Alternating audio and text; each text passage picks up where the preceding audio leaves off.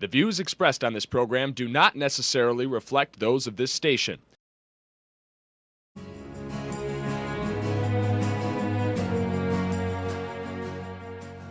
Welcome to Insights into Northeast Michigan, a WBKB News public affairs program. Insights deals with the issues affecting those in the community, as well as Northeast Michigan and the state. And now, Insights into Northeast Michigan. Welcome everyone to this edition of Insights. Today we're going to be talking about what would happen in Alpena County if there was an emergency. And to visit me today is Mark Garisco from the Emergency Dispatch here in Alpena. Welcome. Thank you for joining me, Mark. And so I just wanted to start off by asking you, what does Emergency Dispatch do as a whole? Okay. The 911 Center, Alpena County Central Dispatch, basically they take all of the calls for service. When you dial 911 anywhere in the county, they're going to pick it up here. We also have the non-emergency numbers if you need help, but it's not really an emergency, which is 354-9111. They answer those two. And they basically connect a person with an emergency or a need with a resource, be that the paramedics, the EMS, the ambulance, fire department, police department, the dog catcher, everything. Right. They handle all calls, when people are having a problem. From that point, it dovetails to any number of things. One thing they say in emergency management is all disasters start small. They all start local. So when my people in there pick up a call, they don't know if they're getting a call for assistance because Grandpa fell down and Grandma can't help him up, or if two school buses full of kids just head on 32 in front of Walmart. They don't know until they pick it up. Right. And so going off of that, you guys don't only handle emergencies, small emergencies, as you were saying, but really in the grand aspect of things that could be natural disasters. That's correct. Again, everything starts small and it's all going to get that first call.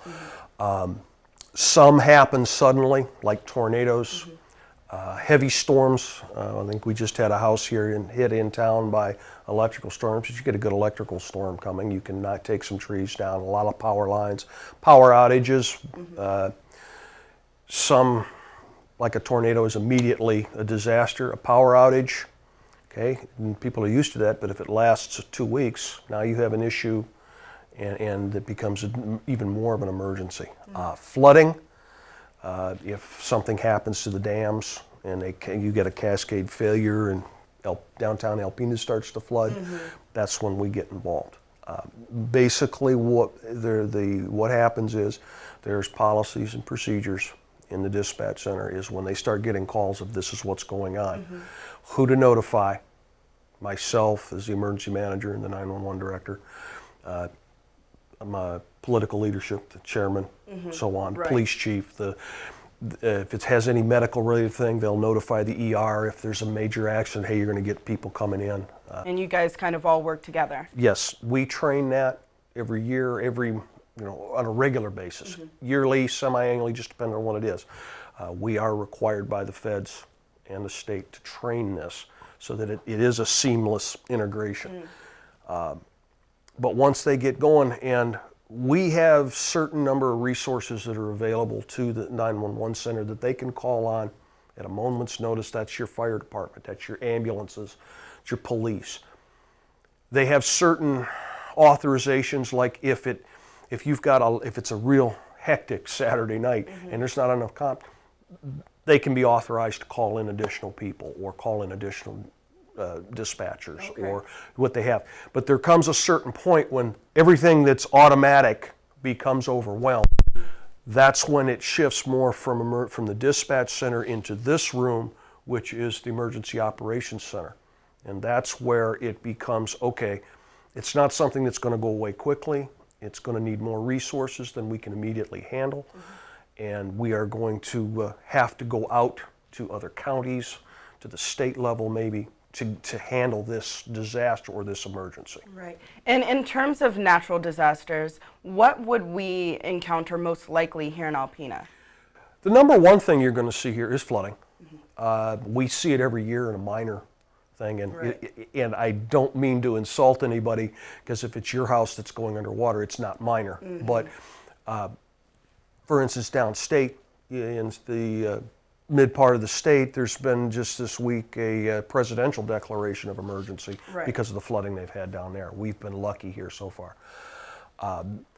The odds are of that happening, it happens every year, it's just not to the extent. Some years are worse than other. We have had tornadoes through here. Luckily, they've been few and far between. Heavy storms, high winds, power failures, those are the kind of disasters we got. Major flooding, dam failures, we train for that every year, and because of that, North American Hydro, who operate the dam, they're very good about their maintenance. They're very good. I don't foresee that as a problem ever, but we do train, and they are required by the national level folks that regulate them, that we have an exercise here every year on what would happen if that flooded. But mostly it's storms, winter storms, heavy winter snows, things just to get us through. So when a storm becomes too much of, I guess, an emergency, and you bring your team here, what happens? Okay. What happens is for instance, say we have a very, very bad storm that takes trees and power lines down all over. Right. I mean, basically it's shutting down the county. What'll happen is I'd be one of the first ones to be notified coming. We start assessing the situation. I have contacts and I deal with people in the various utilities. How can, where's your worst areas? What's your prognosis? When do you think it'll be happening? We deal with people like the hospital. They have generators, but are they fueled on natural gas or diesel or propane? And are they going to need refueled after a certain point? That's what I come in here and do. Okay. As I need help, I can draw on the different agency. If it's a law enforcement issue, I can go to the Sheriff's Department, the City PD, the State Police Post, and ask the commander, the sheriff, or the chief, can you send me somebody to help me? Same with the firefighters, the local city fire department and the townships. They have a association. I can ask for help there. We get DHS, the Red Cross, the Salvation Army. If power's out, are we going to have to open shelters? That's when I would have a Red Cross rep in here to open shelters. If it's wintertime and it's cold, if it's summertime and just no power, people that have the electric oxygen machines, power's out, there's only a certain amount of time, they're going to have to get oxygen. We have plans in place where we can start working on that and getting that going.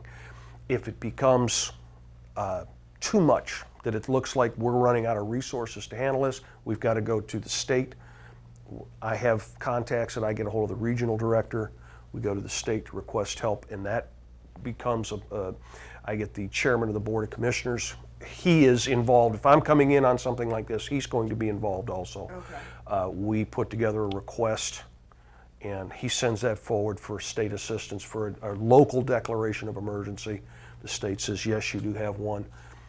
At that point, the state can start asking for help from other counties around that aren't immediate to us. We have agreements with the surrounding counties, but if they're overwhelmed at the same time, we've got to go further out, and the state will help with that. Right.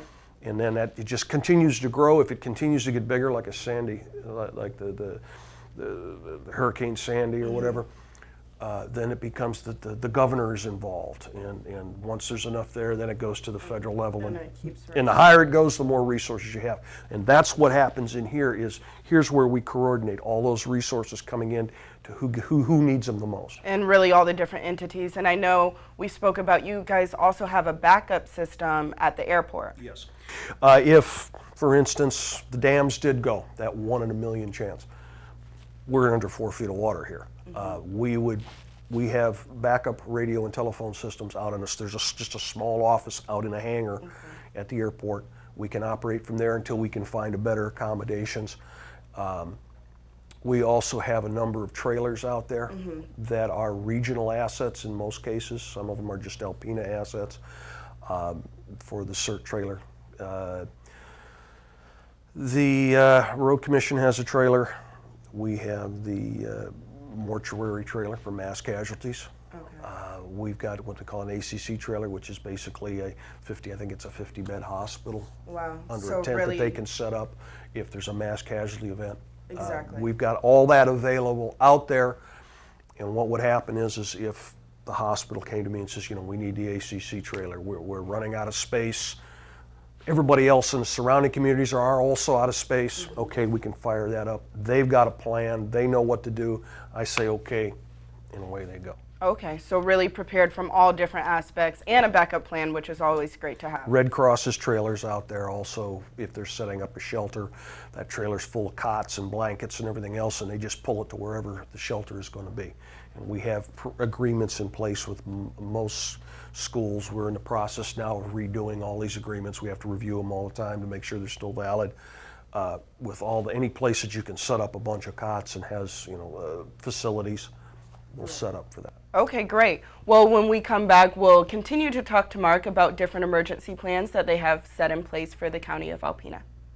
Welcome back, everyone. I'm sitting down with Mark Garisco, and before the break we were just talking about natural disasters, but now I want to switch gears to what would happen in case of an emergency that involves a bomber or an active shooter within the city of Alpena.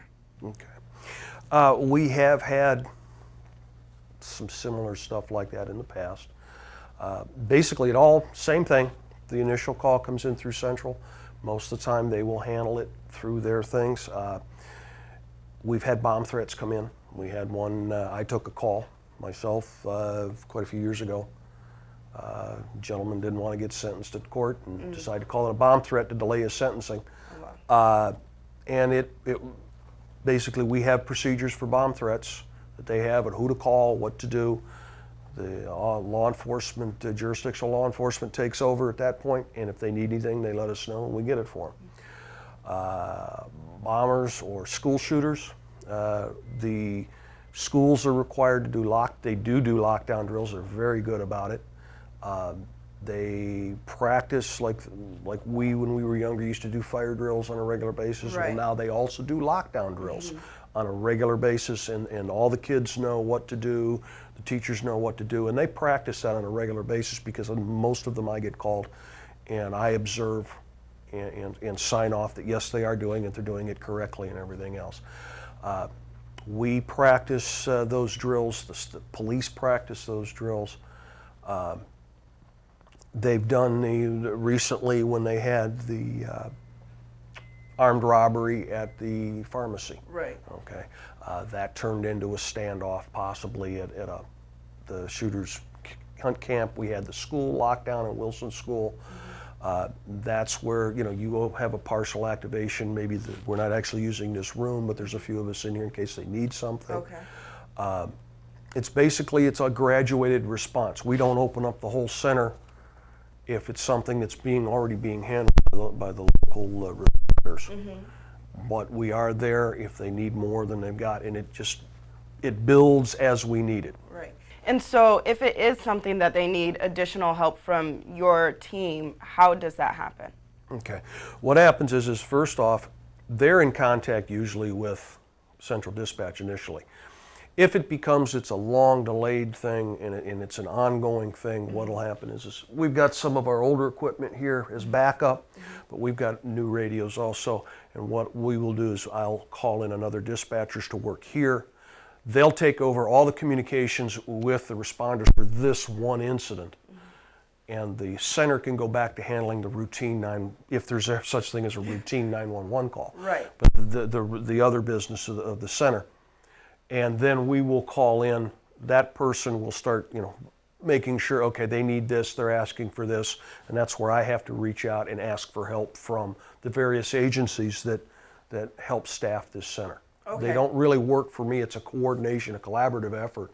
I'm not a supervisory directorial, I'm more of a coordinator. Right. And so how does a criminal emergency, as in a bomber or an active shooter, differ from a natural disaster from your guys' standpoint?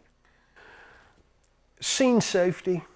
With bombings, historically, if one went off, you have to allow for a second to go off. Once later on, once responders, a lot of scene safety is involved. The response time also, if it's an active shooter, whereas the person, they're still in the school or they're still in the store or whatever, Right. you've got a time in issue there. Those the police have got to respond. That's more what you have. We are responding immediately to fires and natural disasters, but the immediacy and the scene safety for the responders is a little different. To get handled more quickly, if you will. Right.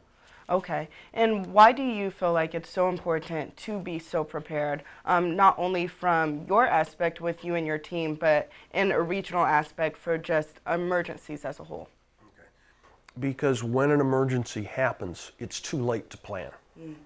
Okay, a lot of my job, the majority of my job, is coordination, planning, and practicing, exercising. Monthly we meet with all the regional, every county emergency manager from M55 north to the bridge. Okay. We all get together. We have. And then there's different regions, the other ones downstate do, and the UP gets together. And we have to coordinate that. I know that if I call Dave Utt over in Mount Morency or Norm Smith over in Presqu'île, that they're going to be there to help me. And they know they can call me and what resources they have and what's available. And we practice and we drill this. Because when someone says, you know, we've got this emergency, what do? We already know what to do. Right. Everybody knows what they're supposed to do, and it happens. You don't have people running around with conflicting things, and nothing gets done. Mm-hmm. And so what kind of routines do you try to instill in your team to continue to have that preparation? We do exercises. We do everything from tabletop, which is exercises, which is we basically get in here or in another location, and we'll have a scenario and we'll discuss it and go through the plans and say this is what we would do. They'll have functional exercises. They'll have a live, every couple of years we're required to have a full-scale exercise. Like we go out to the airport and pretend there's been a plane crash and they have the people respond and we set up everything we're supposed to do. Wow. In Central Dispatch we have policies and procedure reviews. We're constantly attending training. And a lot of this is required by law, by the local emergency management, state law, and dispatch, and 911 laws. Right. But it's a good idea. I mean, it's just, and that's what we do. It's just an ongoing rotational. We train, we evaluate the training, we make corrections, and we train again. And it's a constant cycle so that we are up. Because anytime you don't, that plan gets stale, people forget it, and then it doesn't keep up with current events. Right. Okay, well, I want to thank you so much for joining me today, because with all the different recent events that we've been having, including Oklahoma and Sandy Hook and all those different events, I feel like it's very important to inform the community about what we have here to keep us safe. So I want to thank you so much for the work that you're doing here. When we come back from the break, we'll talk to Hinks Elementary principal to see what rules they have in place to keep their children safe. Welcome back to Insights. I'm sitting down with principal of Hinks Elementary, Kevin James. Kevin, thank you for joining me today. Thank you. Kevin is also the emergency coordinator for the school district. Correct. So what kind of precautionary measures do you guys have in place in Alpena County School District in case of an emergency? We have a district emergency plan, that management plan that we have utilized, we've had for years, that has been something that our whole district uses and all our schools practice every year. Okay, and how are these drills, how are these set up? Yep, we have we are mandated to do 6 fire drills a year, 2 tornado drills a year, and 2 lockdown procedures every year. Okay, and so these are events where students and teachers both participate, correct? Correct. Okay, and so these are drills where students learn what is to happen if in case of an emergency. Correct. Like with the fire drills, we, what are the exit that the students go to? And what we'll do too is we'll practice, because you always go to the immediate exit. Right. So what we try to do is say, okay, now pretend there's a fire in the cafeteria. Okay. How would you address that? What other door would you use? So, I mean, we're trying to get them used to any scenario.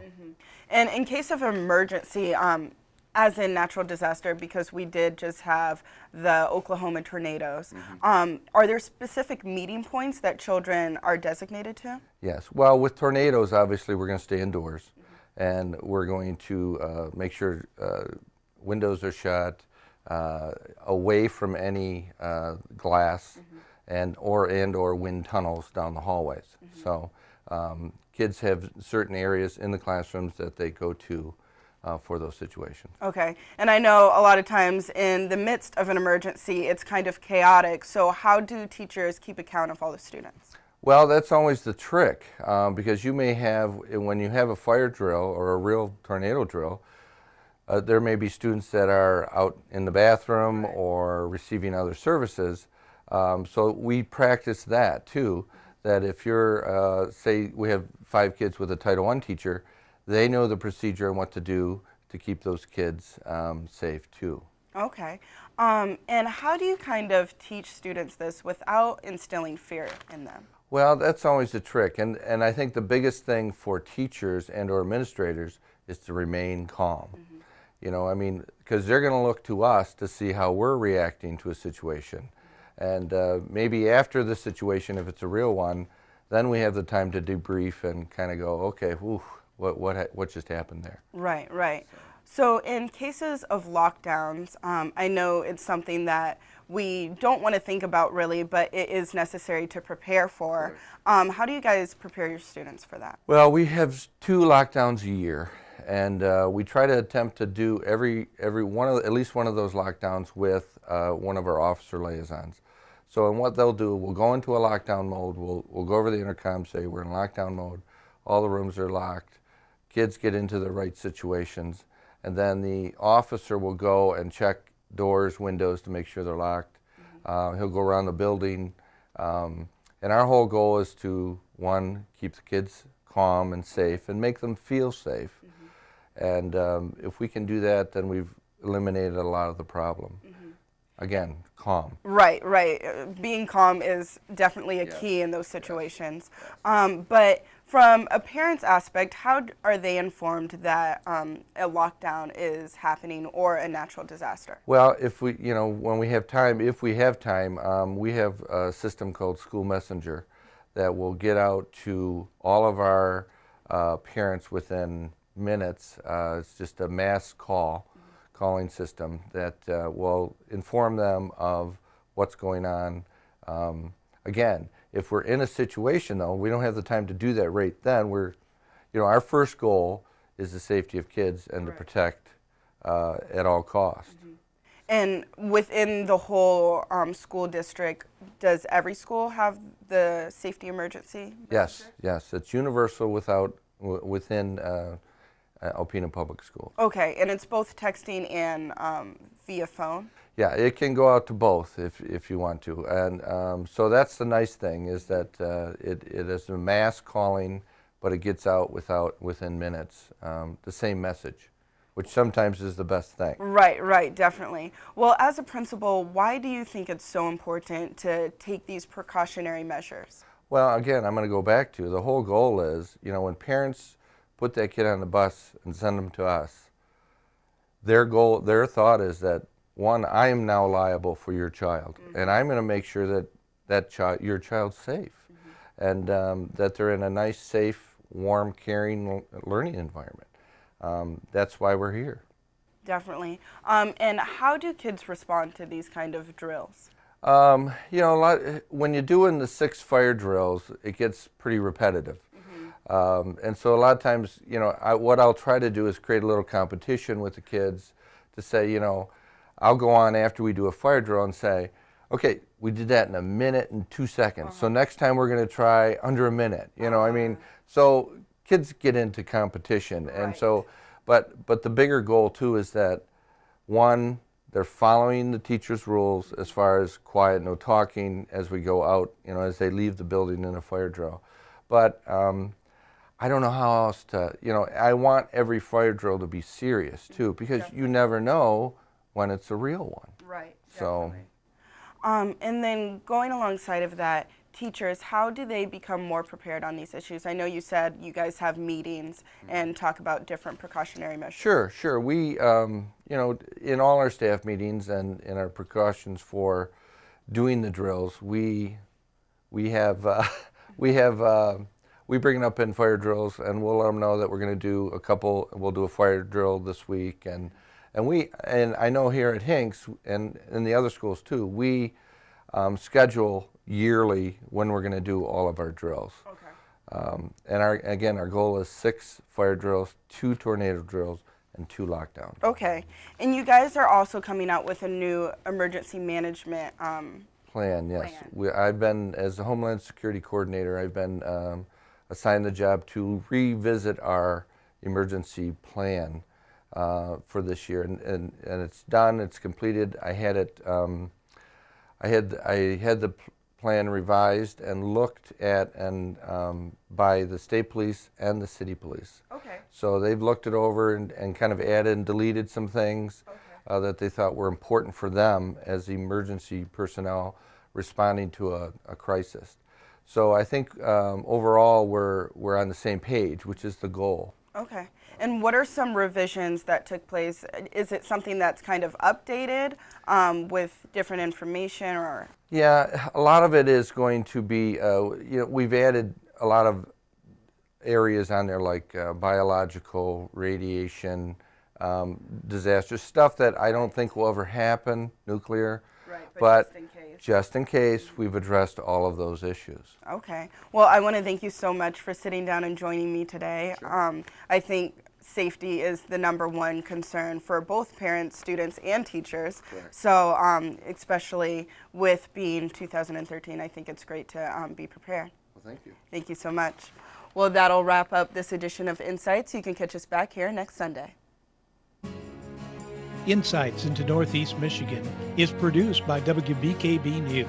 If you have any comments, suggestions, or topics you would like to see on a future show, please email WBKB News. This has been a production of Thunder Bay Broadcasting Corporation. All rights reserved.